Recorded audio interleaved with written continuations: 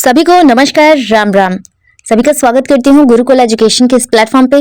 आज हम पढ़ने जा रहे हैं प्रगतिवाद। प्रगतिवाद कैसे बना, उसके क्या मुख्य उद्देश्य हैं, तो वो सारी बातें आज के इस वीडियो में हम जानने वाले हैं। क्योंकि ये प्रगतिवाद जो है वह हमें बीए में भी पढ़ना होता है और एमए के सेमेस्टर में भी पढ़ना होता है, तो इसलिए ये बहुत इंपॉर्टेंट टॉपिक है। तो इसके स्टार्टिंग में जो कैसे बना था, उसके पीछे क्या उद्देश्य है, वो सारी बातें जानने हमें बहुत जरूरी है। तो इससे रिलेटेड सारे अच्छे डाउट्स क्लियर होंगे आपके, तो वीडियो को बिना स्किप किए हुए देखें, क्योंकि लास्ट में मैं एक क्वेश्चन भी पूछती हूँ इससे रिलेटेड, तो आप उसका उत्तर भी दीजिए। सो जल्दी से चलते हैं और वीडियो को स्टार्ट करते हैं। श्री गणेश करते हैं आज के इस वीडियो का। प्रगतिवाद आधुनिक हिंदी साहित्य की एक प्रमुख प्रवृत्ति है और इसका आविर्भाव जो है, इसका उद्भव छायावाद के फलस्वरूप ही हुआ है। छायावाद के भौतिक जीवन से उदासीन, आत्मनिष्ठा आदि इनके जो प्रतिक्रिया है, उसके स्वरूप ही ये संभव हुआ कि प्रगतिवाद का उदय हुआ था। 1936 में प्रगतिवाद का उद्भव माना गया है। प्रगतिवाद की व्यापक शब्द ही प्रगति है, का अर्थ ही होता है वैसे सभी साहित्य प्रगतिशील हैं जो जीवन को आगे बढ़ाने में समर्थ हों। इस माध्यम से तो तुलसीदास, भारतेंदु, मैथिली शरण गुप्त सभी प्रगतिवादी हैं। लेकिन बस ये आप मत समझ लीजिए कि यही प्रगतिवादी कवि हैं, ऐसा बिल्कुल नहीं है। प्रगति का मतलब यहाँ पर मार्क्सवादी विचारधारा के अनुरूप जो सिद्धांत है उससे प्रगतिवाद के अंतर्गत रखा गया है। प्रगति का मतलब विकास होता है, लेकिन प्रगतिवाद के यहाँ पर इस जो अर्थ है, यहाँ पर वह मतलब नहीं होगा। विकास जरूर होता है समाज का, लेकिन मार्क्सवादी विचारधारा के अनुरूप। आपको समझना होगा यहाँ पर कि यहाँ प्रगतिवाद के अंतर्गत वे सारे विचार आते हैं, वे सारे सिद्धांत आते हैं जो मार्क्सवादी से प्रेरित थे। और मार्क्स से प्रेरित होकर ही जिन विद्वानों ने, जिन लेखकों ने ये सारी रचनाएं लिखी हैं, उस काल में वह प्रगतिवादी हो गई।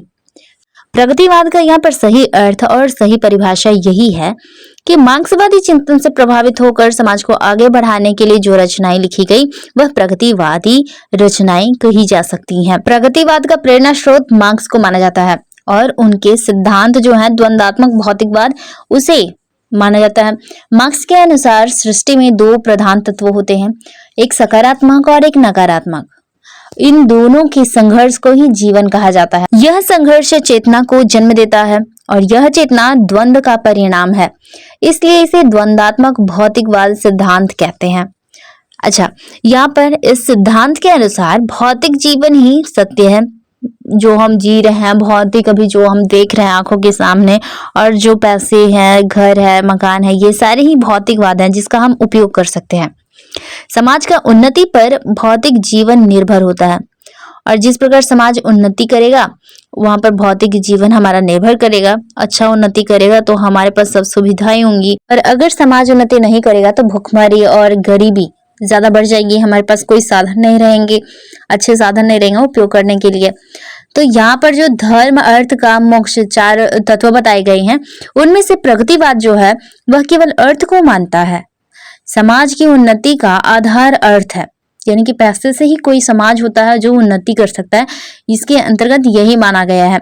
अब हम जान लेते हैं कि प्रगतिवाद का प्रारंभ कैसे हुआ, इसकी शुरुआत कैसे हुई। 1935 में प्रगतिशील लेखक संघ की स्थापना हुई थी और इसके मुख्य संस्थापक मुल्कराज थे। इनके प्रयास से ही यह संभव हो पाया था और इसका अधिवेशन, जो पहला अधिवेशन था, वह लखनऊ में हुआ था। उस समय इसके सभापति प्रेमचंद थे।